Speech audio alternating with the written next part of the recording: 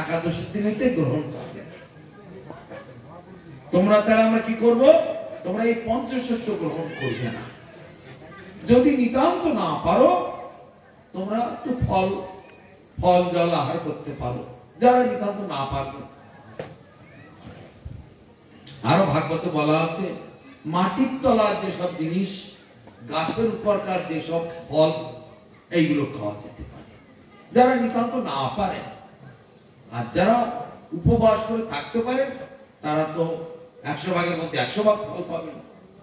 একাদশীর পরের দিনেতে গঙ্গায় স্নান সমাপ্ত করে, গঙ্গা না থাকলে পুকুর বা কুয়া বা নলে স্নান করতে পারেন। ঠাকুরকে ভোগ দিয়ে সেই প্রসাদ সেবন করতে হবে। তারপরে সেই প্রসাদ সেবন করার পূর্বে যদি সম্ভব হয় সাধু গুরু বৈষ্ণবের একটু সেবা করা হলো, পশু পক্ষীদের একটু সেবা দেওয়া হলো, তারপরে নিজের সেবা গ্রহণ করতে হবে। এইভাবে করলে কৃষ্ণ তোমাদের, আমরা যেমন কৃষ্ণ ছাড়া কিছুই বুঝি না, তোমরাও তদ্রূপ ঐকান্তিক কৃষ্ণ ভক্ত হয়ে যাবে। কৃষ্ণ তোমাদের হৃদয়েতে বাঁধা পড়ে যাবে। কৃষ্ণ তোমাদের ডাকে যে কোনো মুহূর্তে চলে যাবে। এইভাবে নবাগত সেই গোপজাতি তারাও এই রাধারানীর কাছ থেকে শুনে শিখে তারাও একাদশী ব্রত আরম্ভ করে। এবং অল্প দিনের মধ্যে তারাও একান্তিক কৃষ্ণ ভক্ত হয়ে গেল। তাই আমাদের শাস্ত্রে রয়েছে মাধব তিথি ভক্তির জননী যতনে পালন করি। 26টা একাদশী 26 রকমের ফল, কোনটা পাপ নাশিনী, কোনটা রোগ বিনাশিনী শক্তি, কোনটা বিজয় প্রদায়িনী শক্তি, কোনটা শাশ্বত সুখ প্রদানকারী শক্তি, কোনটা আমার ভক্তি বৃদ্ধিকারী শক্তি। বিভিন্ন একাদশীর বিভিন্ন নাম এবং বিভিন্ন রকমের গুণাবলী, সব একাদশীর মহিমা মাহাত্ম্য বইতে সব রয়েছে। যারা বৈষ্ণবগণ সদ্গুরুর চরণাশ্রয় করেছেন তারা সবাই একাদশী ব্রত পালন করে। আর একাদশী ব্রত দিনেতে পঞ্চশস্য গ্রহণ করতে নাই। পঞ্চশস্য গ্রহণ করলে ভক্তি, হরিভক্তি বিলাসে বলা হচ্ছে, পঞ্চশস্য গ্রহণ করলে একাদশী দিনেতে গোমাংস ভক্ষণ করার যে পাপ হয় সেই পাপ তার মধ্যে প্রবেশ করে। একাদশী দিনেতে যদি পঞ্চশস্য গ্রহণ করা হয় তাহলে জানতে হবে গোমাংস ভক্ষণ করা হয়। তারপরে পরবর্তীকালে তাদের যবন গৃহে জন্ম হয়। যবন গৃহ মানে আপনারা জানেন। সেই জন্য বৈষ্ণবগণ ব্রতের রানী বলা হয়েছে। পৃথিবীতে যত ব্রত আছে, অমাবস্যা, পূর্ণিমা, এ দেবী সে দেবী ও দেবী, যত দেবদেবী আছে, যত ব্রত আছে, সব ব্রতের মধ্যে শ্রেষ্ঠতম ব্রত হলো একাদশী ব্রত। আর যত ঠাকুর আছে শ্রেষ্ঠ ঠাকুর হলেন কৃষ্ণ। যত নদ নদী আছে শ্রেষ্ঠ নদী হলো গঙ্গা দেবী। যত বৃক্ষ আছে শ্রেষ্ঠ বৃক্ষ হলো তুলসী দেবী। যত গ্রন্থ আছে শ্রেষ্ঠ গ্রন্থ হলো ভাগবতম। আর যত বৈষ্ণবগণ আছেন শ্রেষ্ঠতম বৈষ্ণব হচ্ছেন শিব শম্ভু। তাই বলছে বৈষ্ণবানাং তথা শম্ভু, নিম্নাঙ্গানাং যথা গঙ্গা, পুরাণানাং ভাগবত তথা, দেবানাং অচ্যুত তথা। দেবতাদের মধ্যে অচ্যুত মানে বিষ্ণু, কৃষ্ণ শ্রেষ্ঠ। পুরাণগণের মধ্যে ভাগবত শ্রেষ্ঠ। নিচে প্রবাহিত হচ্ছে নদীগণের মধ্যে গঙ্গা শ্রেষ্ঠ। বৈষ্ণবগণের মধ্যে শিব শ্রেষ্ঠ। আর যত ব্রত আছে ব্রতের মধ্যে শ্রেষ্ঠতম ব্রত হলো একাদশী ব্রত। যারা একাদশী ব্রত পালন করে খুব অল্প দিনের মধ্যে তারা একান্তিক কৃষ্ণ ভক্তি লাভ করে এবং বহু বহু রোগ ব্যাধি থেকে তারা মুক্ত হতে পারে। আর সদ্গুরুর চরণাশ্রয় করে হরিনাম করতে হবে। এই কাজ আমাদের। এই যে আমরা মালিকাতে হরিনাম জপ করি, যখন সময় পাই তখন জপ করি। আমরা প্রচুর সময় পাই চায়ের দোকানে বসে গল্প করা, তাস খেলা, আজে বাজে পরনিন্দা পরচর্চা এইসব করা, বাড়িতে বসে বসে টেলিভিশন দেখে সময় নষ্ট করা, সারা দিনের মধ্যে আধ ঘন্টা কি 1 ঘন্টা একটু কি হরিনাম করার সময় পাই না? অবশ্যই পাই। এই সময় আমাদের প্রত্যেকের আছে। 24 ঘন্টায় কি আমরা কাজ করি? একটু কি সময় আমরা পেতে পারি না? আর এই কলিযুগ একমাত্র ভাগ্যবান জীবেরা এই কলিতে আবির্ভূত হতে পারে। কলিযুগেতে একমাত্র ভাগ্যবান, পুণ্যবান, সুকৃতিবান তারাই কলিতে আবির্ভূত হতে পারে। কলের দোষ নিধি, নিধি মানে সমুদ্র, কলিকাল দোষের সমুদ্র স্বরূপ। ইহা পাপ নেই, অন্যায় নেই যে কলিতে করে না জীব। মিথ্যা কথা বলা, অল্প আয়ু, ঝগড়া কলহ পরায়ণ, তারপরে পরহিংসা, নিন্দা চর্চা, পরে সমালোচনা, পরের দোষ দর্শন করা, সর্বক্ষণ রোগাক্রান্ত, অন্যাভিলাষী, নানা রকমের অনর্থে ভরপুর এই কলিযুগে। সত্য যুগে এরকম ছিল না। তাই ভাগবতে বলা হচ্ছে যৎ ফলং নাস্তি তপসান যোগেন সমাধিনা তৎ ফলং লভতে সম্যক কলৌ কেশব কীর্তনা। সত্য যুগে ধ্যান, ত্রেতা যুগে যাগযজ্ঞ, দ্বাপরেতে অর্চন, কলিতে সংকীর্তন। তা সত্য যুগে ধ্যান করে যে জিনিস না পাওয়া যেত, ত্রেতা যুগেতে যাগযজ্ঞ করে যে জিনিস না পাওয়া যেত, দ্বাপরেতে অর্চন করে যে জিনিস না পাওয়া যেত, এই কলিযুগেতে সমুপস্থিত এই কলিযুগেতে একমাত্র হরিনাম সংকীর্তনের দ্বারাতে সেই সমস্ত প্রাপ্তি লাভ হয়ে যায়। এত বড় সৌভাগ্য। তাই স্বর্গের দেব দেবীগণ ভগবানের কাছে প্রার্থনা করছেন, হে ভগবান, এই কলিযুগে আমাদের কেন জন্ম হলো না? আমরা কেন স্বর্গ চেয়েছিলাম?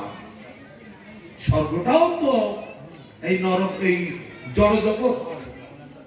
স্বর্গের দেব দেবীরাও একদিন মরে যাবে, কিন্তু বৈষ্ণব কখনো মরিবে না। হরিনাম পরায়ণ ব্যক্তি, তাদের কখনো মৃত্যু হবে না। স্বর্গের দেব দেবীরা যখন মহাপ্রলয় আসবে, চন্দ্র সূর্য গ্রহ তারা সমস্ত সব ওই দেব দেবী সব রাস্তা চলেছে। আবার পুনরায় ভগবান যখন জন্ম দেবে তখন। কিন্তু কৃষ্ণ ভক্ত এদের কখনো মৃত্যু নাই। তাই গীতাতে বলছে, হে অর্জুন, নমে ভক্ত প্রণশ্যতি, আমার ভক্তের কখনো বিনাশ নাই। যারা গীতা পড়েন তারা এই কথা অবশ্যই দেখেছেন। দয়া করে গীতাটা পড়বেন।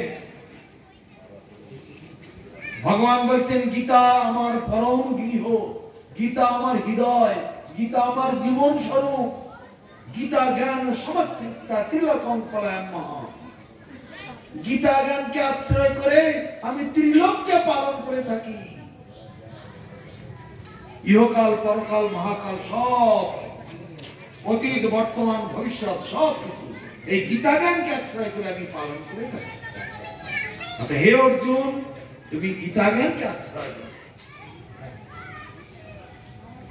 আমাদের ইসকন সোসাইটি আছে, সেখান থেকে বড় বড় গীতা ফ্রি আমাদের দেওয়া হয়, ফ্রি ঘরে ঘরে শ্রীমদ্ ভগবত গীতা যথাযথ।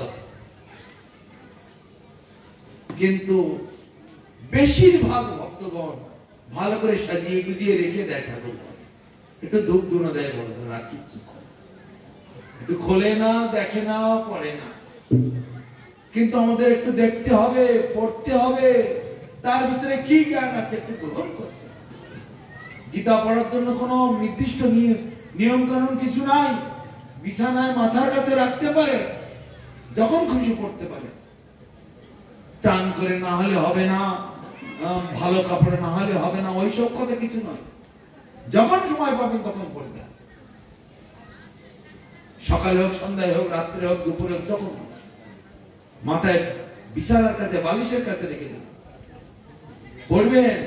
যা বলছি সব কথা সেখানে রয়েছে, এগুলো বানানো কথা নয়, ভগবানের শ্রীমুখ নিঃসৃত বাণী।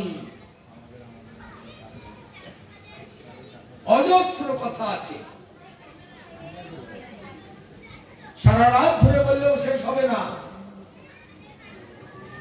তো একটা ছোট্ট গল্প আপনাদের শোনাই এখন। একবার কুরুক্ষেত্রের যুদ্ধের পরে পাণ্ডবেরা বলছেন, প্রভু এইবার তো তুমি দ্বারকায় চলে যাবে, ঠিক করেছো, আমাদের ইন্দ্রপ্রস্থ দিয়ে দিলে রাজত্ব করার জন্য। কৌরবগণ ধ্বংস হয়ে গেল, কুরুক্ষেত্রের যুদ্ধ সমাপ্ত, লক্ষ লক্ষ নরনারী হাহাকার করছে। যত সৈনিক মারা গেছে প্রত্যেকে তো মা বাবা ছিল না, তারা হা পুত্র করে কাঁদছে। প্রত্যেকটা সৈনিকের স্ত্রী পুত্র কন্যা সব ছিল, সেই নারীগুলি সব বিধবা হয়ে গেছে, সেই সন্তানেরা বাবাহারা পিতৃহারা হয়ে গেছে। কত স্ত্রী কত নারী পুরুষ সন্তান হারা হয়ে গেছে। বিরাট একটা হাহাকার করতে, কাছে যাওয়া যায় না, সেখানে যাওয়া যায় না, চারিদিকে কান্নার রোল। ভগবান বলছেন এটা হবে, কেন হবে? মানুষ এই জড়ের প্রতি, মিথ্যার প্রতি যাদের আসক্তি, তাদের এই সকল দুঃখ কষ্ট হয়। আমার তো হচ্ছে না, তোমাদের তো হচ্ছে না। পাণ্ডবদেরকে বলছে দুটো জগৎ, একটা মিথ্যা জগৎ, একটা সত্যের জগৎ, একটা জড় জগৎ, একটা দিব্য জগৎ, ভগবানের জগৎ, একটা অন্ধকারের জগৎ আর একটা আলোর জগৎ, একটা মায়ার জগৎ আর একটা হলো ভগবানের জগৎ। তা ভগবানের জগতের সঙ্গে যদি সংযুক্ত থাকা যায়, তাহলে আর এই মায়ার জগতের দুঃখ কষ্ট আর তাকে যন্ত্রণা দিতে পারে না, কষ্ট দিতে পারে না। কিন্তু আমরা ভগবানটাকেও সব মাথায় থাকুক, আমাদের নিজেদের সুখ শান্তি, খাওয়া দাওয়া, ভোগ বিলাস কি করে ভালো হবে তাই নিয়ে দিনটা যাচ্ছে। সেখান থেকে যখন একটু অসুবিধা হয়, কান্নাকাটি, দুঃখ কষ্ট, জ্বালা যন্ত্রণা, এই তো হয়ে গেল। কিন্তু জীব নিত্য কৃষ্ণ দাস তাহা ভুলে গেল। এই ভুলে যাওয়ার অপরাধে মায়া তাকে গলায় বাঁধিল, মায়া ধরে নিল। আমার ছেলে, আমার মেয়ে, আমার বাড়ি, আমার গাড়ি, আমার ঘর, আমার টাকা পয়সা, আমার সম্পত্তি, এইসব করতে লাগে। সেই জন্যই দুঃখ কষ্ট। সেখান থেকে যখনই পান থেকে চুন খসে যাচ্ছে, তখনই একেবারে রেগে উঠছে, এই দোকানদার 5টা টাকা নিলে চুন এত কম দিয়েছে কেন? ওরে বাবা, একটুখানি লোকসান সহ্য করতে পারি, তাই না? তো আমরা যেহেতু ভোগের জগতে মত্ত হয়ে আছি, কিন্তু আমাদের বাড়ি ঘর এখানে নয়। এখানে যদি হতো তাহলে আমার বাবা, তার বাবা, তার বাবা, তার বাবা, তার বাবা, তার বাবা, এরা সব গেল কোথায়? ছেড়ে দিয়ে পালালো কেন? কোথায় গেল তারা? এটা আমাদের কারো থাকার জায়গা নয়। নো কিঞ্চিদত্র শাশ্বতমস্তি, এখানে কোনো কিছুই চিরস্থায়ী নয়। তো যাই হোক, সেই পাণ্ডবদেরকে নিয়ে ভগবান বেড়াতে বেরিয়েছে। হিমালয়ের পাদদেশ দিয়ে একটু একটু বেড়াচ্ছেন, দেখছেন দেশের অবস্থা কেমন। ওই হাহাকার চারিদিকে এটাই দেখতে পাচ্ছেন। এক জায়গায় দেখেন একটা সাধু বিরাট একটা কচু পাতার মতো একটা বড় পাতা মাথার উপরে দিয়ে হরে কৃষ্ণ নাম জপ করছে। অর্জুন জিজ্ঞাসা করছে, কেশব, এই সাধুটা কে একটা কুটির ঘর তো বানাতে পারত,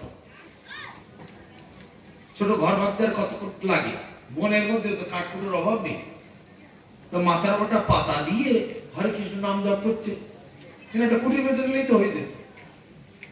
কৃষ্ণ বলছে তো ওই সাধুর কাছে গিয়ে জিজ্ঞাসা করে এসো, আমাকে জিজ্ঞেস করছে না। তো যথারীতি সাধুকে গিয়ে দণ্ডবোধ করলো, প্রণাম করলো। সাধুজি অপরাধ ক্ষমা করবেন, একটা প্রশ্ন করতে পারি? বলো বাবা বলো। জঙ্গলে তো কাঠের অভাব নেই, একটা পাতা মাথার উপরে দিয়ে হরিনাম করছেন কেন? হরিনাম করার জন্য কি একটু একটা কুটির বেঁধে নেওয়া যেত না? হ্যাঁ সে তো ভালোই হতো, কিন্তু কে করে দেয়? তা আপনি করবেন না? আমার সময় কোথায়? 1 ঘন্টা পরে বাঁচবো কি মরবো তার ঠিক নেই। এই বেলায় আছি, ওই বেলায় বাঁচবো কি মরবো তার ঠিক নেই। কেউ গ্যারান্টি দিতে পারে কালকে আবার সকলের সঙ্গে দেখা হবে? এই বসে আছেন, হঠাৎ একজন কি দুজন হয়তো সকালবেলা বলা হরি করতে করতে নিয়ে যাচ্ছে শরীর। কালকে হতে, আজকে এখন বসে আছেন, কালকে হতে এটা হতে পারে। নিঃশ্বাসের কোনো বিশ্বাস নাই। সাধু বলছে কখন কুঠির বানাবো?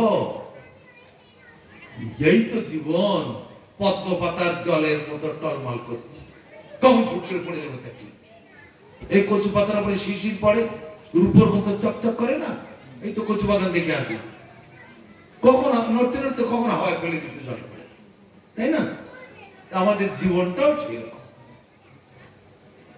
এরকম ভাবে ঘুরতে ঘুরতে যাচ্ছে। অন্য আরেক জায়গায় আর এক ঋষি বিরাট তেড়ে বেড়ে এসেছে। হে কৃষ্ণ, তোমাকে আমি অভিশাপ দেব, তুমি হচ্ছে এই কুরুক্ষেত্রের যুদ্ধের মূল নায়ক, তুমি ইচ্ছা করলে যুদ্ধ বন্ধ করে দিতে পারতে। তোমার জন্য এই লক্ষ লক্ষ নর নারী হাহাকার করছে, লক্ষ লক্ষ মানুষ মারা গেল, লক্ষ লক্ষ নারী বিধবা হলো, লক্ষ লক্ষ সন্তান সব পিতৃহারা হয়ে গেল, লক্ষ লক্ষ বয়স্ক মানুষ তারা সন্তান হারা হয়ে গেল, জগতে হাহাকার করছে। উত্তম করিস তার নাম, তোমাকে একটা অভিশাপ দেব। তখন কৃষ্ণ বলছে দাঁড়াও দাঁড়াও দাঁড়াও দাঁড়াও দাঁড়াও, বেশি ব্যস্ত হইও না, দাঁড়াও, অভিশাপ দিও দিও, একটু পরে দিও, আগে শোনো আমার কথাটা, আগে শোনো। তুমি অভিশাপ দিলে তোমার কি লাভটা হবে আর আমার কি ক্ষতি হবে তাই বলো? একটা বিরাট পাহাড় তোমার যাত্রার পথে বাধা হয়ে গেছে, পাহাড়ের গায়ে, পাহাড়ের জন্য তুমি দেখতে পাচ্ছ না, যে পাহাড়ের গায়ে পড়ে পড়ে লাঠি মারো, ঘুষি মারো, কিল মারো, চড় মারো, পাহাড়ের কি হবে? পাহাড়ের ক্ষতি হয় না তোমার ক্ষতি? উত্তম বলছে কি বলবে? আরে তোমার যাত্রার পথে বিরাট একটা পাহাড় পড়েছে, এই পাহাড় কি আমার রাস্তায় কেন? মালা খুব করে লাঠি মারছে, খুব করে কিল চড় ঘুষি মারছে, পাহাড়ের কিছু হয়? ক্ষতি হয় তোমার, তার যে মারে তা তুমি, আমি হলাম একটা পাহাড় আর তুমি হলে একটা সামান্য মানব, তুমি আমাকে কিলচর ঘুষি মারলে আমার কি হবে আর তোমার কি ক্ষতি হবে তা জানো? এত হাজার বছর ধরে ধরে তপস্যা করেছো, এই তপস্যার ফলটা সব নষ্ট হয়ে যাবে, সমস্ত তপস্যার ফল তোমার নষ্ট হয়ে যাবে, পুনর্মুষিক ভব, আবার তুমি স্বাভাবিক হয়ে যাবে। কিন্তু আমার কিছুই হবে না, কেন? আমি হলাম ভগবান আর তুমি হলে আমার অংশভূত একটা ছোট্ট জীব, মমই মাংস জীবলোকে জীবভূত সনাতন। এই কোটি কোটি জীব আমার অংশভূত, আমার অংশ থেকে সবেরা জন্মেছে, তা তুমি হচ্ছে সেই জীব, আমি হলাম ভগবান। এই অনন্ত কোটি ব্রহ্মাণ্ড আমার নিঃশ্বাসে প্রশ্বাসে সৃষ্টি হচ্ছে, লয় হচ্ছে, সৃষ্টি হচ্ছে, লয় হচ্ছে, সৃষ্টি হচ্ছে, লয় হচ্ছে। আমি গোবর্ধন পাহাড়কে আঙুলের মাথায় তুলে ধরেছিলাম।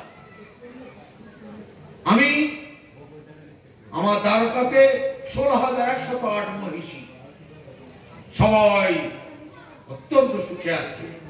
বৃন্দাবনেতে কোটি কোটি গোপিনী আমার বান্ধবী, সবাইকে আমি সুখে রেখেছি।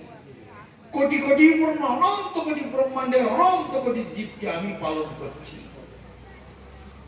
অতএব তুমি আমার সঙ্গে পাঞ্জা লড়বার চেষ্টা করো না, তোমার সর্বনাশ হয়ে যাবে। সাধু তখন জ্ঞান ফিরে পেল, তাই তো তাই তো তাই। হ্যাঁ, আমি তো সাধারণ গোয়ালার বেটা মনে করছিলাম, কিন্তু সাধারণ গোয়ালার বেটা তো নয়, স্বয়ং ভগবান। হ্যাঁ, তখন সাধু ঠান্ডা হয়ে গেল।